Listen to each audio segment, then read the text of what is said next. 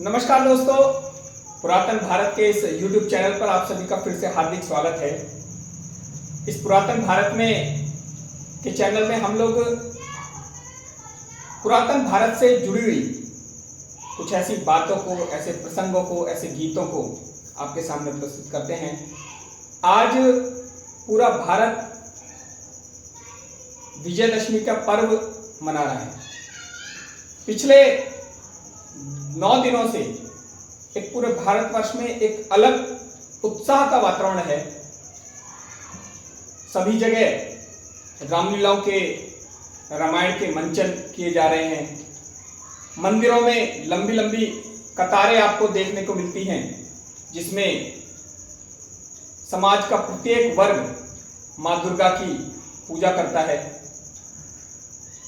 तो ये जो विजयदशमी का पर्व है, ये शक्ति का उत्सव है। प्राचीन काल में जब एक बार राक्षस और देवताओं का जब युद्ध होने लग रहा था, तो उस समय दानवों ने और देवताओं के साथ बड़ा अत्याचार किया और बड़े उन पर भारी पड़ रहे थे। तो सारे देवताओं ने मिलकर के, ब्रह्मा विष्णु महेश ने मिलकर के अपनी पूरी जो शक्ति है, संगठित शक्ति और दुर्गा माता को दी। और दुर्गा माँ ने फिर उस पूरी शक्ति का उपयोग करके, पूरी शक्ति के साथ उन पर प्रहार किया और शुंभ निशुंभ जैसे दानव, महिषासुर जैसे दानवों का संहार किया और एक धर्म की स्थापना करी। ये विजयदशमी का जो उत्सव है, वो विजय एक शक्ति का उत्सव है। और शक्ति जो वो अर्जित करनी पड़ती है, शक्ति प्रदान नहीं की जाती, शक्ति आप किसी से छीन नहीं सकते, शक्ति अर्जित करनी पड़ती है।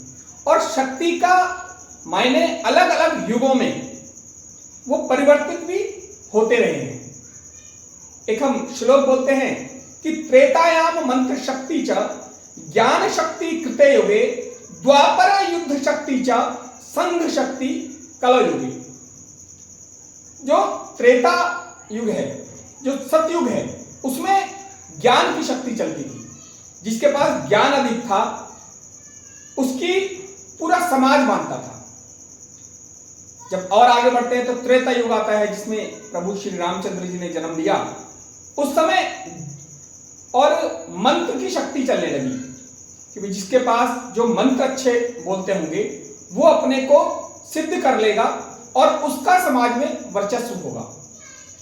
जब हम फिर और आगे चलते हैं तो द्वापर युग जब आता है, तो द्वापर युग में सैन्य बल की शक्ति चलती थी कि जिसके पीछे बड़ी सेना होगी, जिसका सैन्य बल अच्छा होगा, जिसका शक्ति बल अच्छा होगा, वह पूरे समाज पे राज्य करेगा और उसकी समाज में मान्यता होगी। लेकिन आज ये जो कलयुग चल रहा है, इसमें केवल और केवल एक शक्ति चलती है, वह है संगठन की शक्ति। जिसके पास संगठन है, या तो प्रत्यक्ष रूप से या अप्रत्यक्ष रूप से, आप आज देखेंगे कि समाज में जो भी मंत्री बनेगा, जो भी देश चलाने वाला कोई काम करेगा, वो भी बहुमत से तय होगा। जिसके पीछे जनता खड़ी होगी, उसको ही देश की बागडोर संभालने के लिए दी जाती है। आप देखिए आज सोशल मीडिया पर भी जिसकी फैन फॉलोइंग ज्यादा अच्छी होगी, उसको बहुत जल्दी प्रसिद्धि मिलती है। और जिसके पास संगठन होगा, जो संगठक करता होगा, उसी की आज समाज में मान्यता होती है। तो ये जो समाज है, ये आज संगठन शक्ति के आधार पर आगे बढ़ रहा है। तो ऐसी 4 युग में अलग अलग शक्तियों के प्रकार देखने को मिले। इस विजयदशमी के उत्सव पे हम लोग शस्त्र पूजन भी करते हैं। पूरे शस्त्र पूजन प्राचीन भारत की परंपरा है। इसमें सभी इस दिन पुराने जो अपने वस्त्र होते हैं, पुराने शस्त्र जो होते हैं, उसको निकाल करके, उसको साफ करके और देखते हैं कि समय आने पर ये काम भी करेंगे या नहीं करेंगे। ये भी अपनी एक प्राचीन पद्धति है। आप देखेंगे कि हिंदू समाज में कोई भी देवी देवता बिना शस्त्र के नहीं है। आज सभी जहां हम जो ये भारतवर्ष है वो जिसके एक हाथ में शस्त्र रहता है और दूसरे हाथ में शास्त्र रहता है। जब हम शास्त्र की बात करते हैं तो भारतवर्ष में ऐसे अनेकों विद्वान हुए हैं, ऐसे अनेकों ऋषि मुनि हुए, ऐसे अनेकों महात्मा हुए हैं, ऐसे अनेकों प्रकांड विद्वान हुए हैं, वैज्ञानिक हुए हैं, जिन्होंने अपने शास्त्र और विद्वता के आधार पर इस भारत को विश्व का सिरमौर बनाया। स्वामी विवेकानंद, स्वामी दयानंद सरस्वती, कणाद, सुश्रुत, चरक, भास्कराचार्य, आर्यभट्ट, नागार्जुन, कपिल मुनि, ऐसे अनेकों एक लंबी श्रृंखला है जिन्होंने अपने विद्वता के आधार पर और इस देश पर में एक पूरे विश्व में भारतीयता का परचम लहराया, जिससे कि इस देश को जगत गुरु कहा जाता है। और हम बोलते भी हैं कि मैं अखिल विश्व का गुरु महान, देता विद्या का अमरदान, मैंने सिखलाया मुक्ति मार्ग, मैंने दिखलाया ब्रह्म ज्ञान, मेरे वेदों की ज्ञान अमर, मेरे वेदों की वाणी प्रखर, मानव के मन का अंधकार क्या कभी सामने सका ठहर, मेरा स्वर नभ में गहर गहर, सागर में जल के छेर छेर, इस कोने से उस कोने तक कर सकता जगती सौरव में, हिंदू तन मन हिंदू जीवन, रग रग हिंदू मेरा परिचय। तो इस शास्त्र की शक्ति है। हम लोगों ने पूरे विश्व को शास्त्र पढ़ाया है, लेकिन जब शस्त्र की बात आती है, जब रक्षा की बात आती है, तो भी एक हमारी बड़ी श्रृंखला ऐसी है। छत्रपति शिवाजी, महाराणा प्रताप, बप्पा रावल, पृथ्वीराज चौहान, राणा सांगा, गुरु गोविंद सिंह, ऐसे अनेकों एक लंबी अपनी श्रृंखला है जिन्होंने अपने पूरे जीवन में अपनी तलवार की धार को कभी कम नहीं होने दिया, कभी अपनी तलवारों में जंग नहीं लगने दी, और कभी भी जब भी देश की और को उसकी आवश्यकता पड़ती है तो उनकी तलवारें मैदानों से निकलती हैं और लाखों हजारों युद्धों में और उनको मौत के घाट उतारकर अपनी पीली रक्त की पीली जो मिट्टी है उसको रक्त से लाल कर देती है और अपनी अस्मिता की रक्षा करती है। ऐसी अपनी अनेकों ऐसी विभूतियां हैं, ऐसी अनेकों हमारे देश में ऐसे वीरों की गाथाएं हैं जिनको अगर हम बोलने चलेंगे तो शायद दिन, महीने, साल कम लग जाए। तो ऐसी अपनी हम एक तरफ शस्त्र लेके चलते हैं, एक तरफ शास्त्र लेके चलते हैं। अपने भारतवर्ष में दुर्भाग्य से कुछ समय से एक पाठ पढ़ाया जाता है, अहिंसा परमो धर्म। वास्तव में हिंदू जो है वो अहिंसा का पुजारी रहा है, सदा सर्वदा वो अहिंसा का पुजारी रहा है। वो तो जब छोटा बालक जब जमीन पे चलता है तो उसके माता पिता भी उसको बोलते हैं कि बेटा देख के चलना, कहीं चींटी पैर में ना आ जाए और मर ना जाए। हम इतना तक ध्यान रखते हैं, हम जीव हत्या को पाप मानते हैं। निश्चित रूप से हम लोग अहिंसा के पुजारी हैं, लेकिन अधूरा ज्ञान हानिकारक होता है। जब इसकी पूरी लाइन पढ़ते हैं तो कहते हैं अहिंसा परमो धर्मा और धर्म हिंसा तथैव च।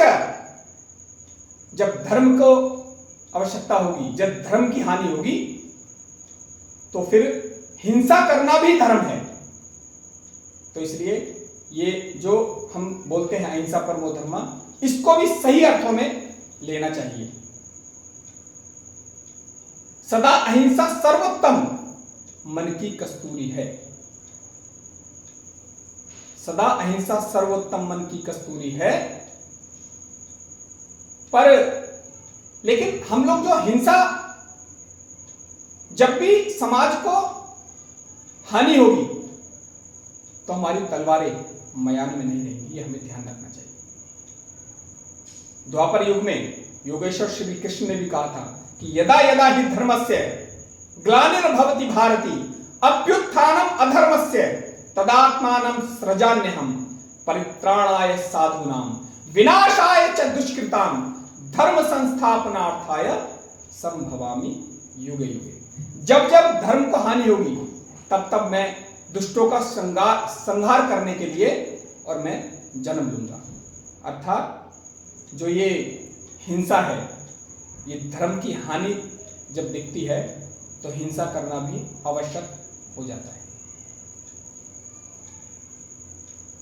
आगे जब हम बढ़ते हैं तो विजयदशमी पर हम लोग अपने राम को भी याद करते हैं। और राम वास्तव में कौन थे? भारत के लिए राम कौन है? तो आप देखिए कि राम वो हैं जो अपनी एक बात पर सिंहासन, जो अपने पिता की एक बात पर सिंहासन छोड़कर वनवासी हो जाता है। राम वो पति हैं जो अपने पत्नी के सिंदूर की सौगंध को पूरी करने के लिए और बंदर और भालुओं की सेना लेकर उस समय के सबसे बड़े आतताई रावण से जाकर लड़ जाता है और अपनी भार्या को वापस लेकर आता है। राम वो भाई हैं जो मूर्छित हुए लक्ष्मण को अपनी गोद में लिटाकर और मृत्यु को चुनौती दे देते हैं और बोलते हैं कि या तो ये आज मेरा भाई आंखें खोलेगा, नहीं तो मैं भी हमेशा हमेशा के लिए यहीं पर सो जाऊंगा। राम वो राजा है जिसके नाम पर और राम राज्य की कल्पना इस संपूर्ण विश्व में चलती है। और राम वो देशभक्त हैं जो अपने बाहुबल से जीती हुई लंका को जब लक्ष्मण जी कहते हैं कि भैया इतनी सोने की लंका है, हम यही रह जाते हैं, तो उसको जवाब देते हैं कि अपि स्वर्णमयी लंका नमे लक्ष्मण रोचते जननी जन्म भूमिश्च स्वर्गादपि गरीयसी। लक्ष्मण, ये सोने की लंका मेरे को अच्छी नहीं लगती है, और मेरे को तो जो मेरी अयोध्या है, मेरी जन्मभूमि है, वो स्वर्ग से भी बढ़कर है। अर्थात मेरे को अगर स्वर्ग भी दे दिया जाए तो भी मैं अपनी मातृभूमि को छोड़ूंगा नहीं। ऐसे वो राष्ट्रभक्त थे, ऐसे अपने देशभक्त श्री रामचंद्र जी थे। और रामचंद्र जी समरसता की भी एक अप्रतिम उदाहरण है। आप देखिए, जिस समय उनको वनवास हुआ और जब माता सीता को रावण उठा के ले गया तो उन्होंने किसी राजा को नहीं बुलाया, अपने भाई को नहीं बुलाया कि भरत भाई अपनी सेना लेकर के आ जाओ। उसने किसी राजा को न्योता नहीं दिया कि मैं भी राजा था, मैं भी अपने दशरथ का पुत्र हूं, आप अपनी सेना लेकर के आओ। उन्होंने वंचित समाज की, उन्होंने भालुओं की, वानरों की बड़ी सेना बनाई और उस सेना को ले जाकर और योजनाओं पार और समुद्र पे सेतु बनाकर और उस सेना को लेके जा गए और उस समय के सबसे बड़े आतताई रावण को मारा। और केवल उन्होंने अपनी पत्नी को वापस लेने के लिए रावण को मारा, ऐसा नहीं था। वो ये जानते थे कि मैं राम हूं, दशरथ का पुत्र हूं, इतना बलशाली हूं, अगर मेरी पत्नी को भी कोई उठा सकता है तो इसका मतलब पूरे देश भर में कैसा व्यभिचार एक पनप रहा है कि कोई सुरक्षित नहीं है।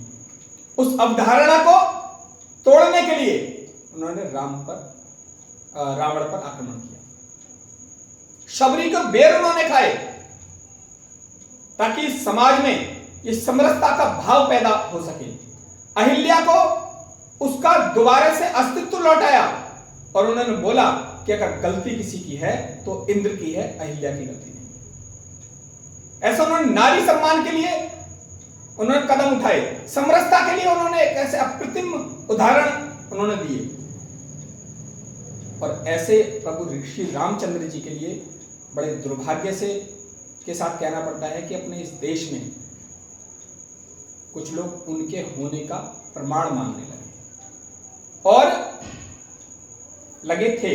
अब तो कोई नहीं मांगता, अब तो किसी की हिम्मत भी नहीं है। लेकिन एक समय ऐसा था कि जिस समय इसी भारतवर्ष में जहां रामनवमी मनाई जाती है, सरकारी छुट्टियां वहां होती हैं, लेकिन उसी भारत देश में और यह पूछा जाता है कि राम कौन थे, राम कहां पैदा हुए थे। और यह साबित करने के लिए सुप्रीम कोर्ट को भी एक कई सालों लग जाते हैं कि राम यहाँ पैदा हुए थे। और एक समय ऐसा आता है कि राम की तुलना जो है वो आतताई एक डकैत बाबर से भी करी जाती है। और तब कहीं एक कवि भी लिखता है कि बाबर हमलावर था मन में गढ़ लेना, इतिहासों में लिखा है ये पढ़ लेना, जो तुलना करते हैं बाबर राम की उनकी बुद्धि होगी किसी गुलाम की। और राम कौन है भारत के लिए? कि राम हमारे गौरव की पहचान है, राम हमारे गौरव के प्रतिमान है, राम हमारी भारत की पहचान है, राम हमारे अंतर्मन के प्राण है, राम हमारे घट घट के भगवान है। और राम दवा है, राम दवा है शोध नहीं ये सुन लेना, राम दवा है रोग नहीं ये सुन लेना, राम सत्य है शोध नहीं ये सुन लेना, और राम हुआ है नाम लोक हितकारी का, रावण से लड़ने वाली खुददारी का। तो राम को हम पूछते हैं और ऐसे नहीं पूछते कि राम को हम केवल इसलिए नहीं पूछते क्योंकि वो भगवान थे, राम को हम इसलिए पूछते हैं कि वो मर्यादा में रहने वाले इंसान थे। तो इस आज विजयदशमी के पर्व पर हमने बातें करी कि जो विजयदशमी का पर्व है ये शक्ति का पर्व है, जो विजयदशमी का पर्व है ये शस्त्र पूजन का पर्व है, विजयदशमी का जो पर्व है ये राम को याद करने का पर्व है। और एक चीज और कह करके आज का हम इस वीडियो को समाप्त करेंगे कि ये जो पर्व है ये अभी संपूर्ण विश्व में जो सबसे बड़ा स्वयंसेवी संगठन है वो है राष्ट्रीय स्वयंसेवक संघ, उसकी आज स्थापना दिवस भी है। वो आज ही के दिन उसने 99 वर्ष पूरे करके और 100 वर्ष में कदम रखा है। सन 1925 में राष्ट्रीय स्वयंसेवक संघ की स्थापना हुई, आज वो 100वें वर्ष में कदम रखने जा रहा है। और आपको ये कुछ बातें मैंने इस विजयदशमी के पर्व बताई। आशा है आपको ये वीडियो अच्छी लगी होगी। इसको अधिक से अधिक शेयर करें, अधिक से अधिक लाइक करें और ज़्यादा से ज़्यादा सब्सक्राइब करें। बहुत जल्दी मिलेंगे ऐसे ही एक पुरातन भारत के एक विषय को लेकर के और अगली वीडियो में। तब तक के लिए धन्यवाद। जय हिंद, जय भारत, जय श्री राम।